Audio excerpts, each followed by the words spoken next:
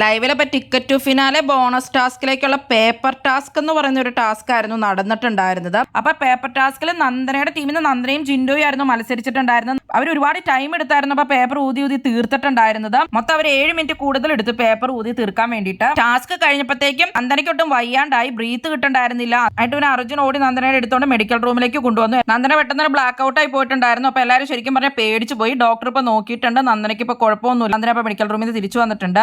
Task അപ്പൊ കഴിഞ്ഞിട്ടില്ല, task people's റൂമിന്റെ ചെയ്യാൻ കിടക്കുന്നുണ്ട്. ആദ്യം അതിൽ കളിച്ചിട്ടുണ്ടായിരുന്നത് നെക്സ്റ്റ് ടീം ആയിരുന്നു. നെക്സ്റ്റ് ടീമിൽ നിന്ന് അർജുനും അഭിഷേകുമായിരുന്നു വന്നത്. അർജുൻ 1 മിനിറ്റും 10 സെക്കൻഡും കൊണ്ട് ആ പേപ്പർ എല്ലാം ഫിനിഷ് ചെയ്തു. അടിപൊളിയായിരുന്നു അർജുന്റെ പെർഫോമൻസ്. അർത്തി വിടുവായിരുന്നു പേപ്പറൊക്കെ. രണ്ടാമത് ടണൽ ടീം ആയിരുന്നു കളിച്ചിട്ടുണ്ടായിരുന്നത്. ആയും അപ്സരയും ആയിരുന്നു ടണൽ ടീമിൽ നിന്ന് വന്നത്. അപ്സര ഊതിയിട്ട് കാര്യമായിട്ട് പേപ്പറൊന്നും പറക്കുന്നുണ്ടായിരുന്നില്ല. പിന്നെ കുറച്ചു നേരം എടുത്തിട്ട് സായിയാണ് പിന്നെയും ചെയ്തത്. 2 മിനിറ്റ് 16 സെക്കൻഡ് എങ്ങാണ്ട് എടുത്തു അവര് ഫിനിഷ് ചെയ്യാനായിട്ട്. ജിൻഡോയുടെ ടീം അപ്പൊ 7 മിനിറ്റ് 10 സെക്കൻഡ് എങ്ങാണ്ട് എടുത്തു.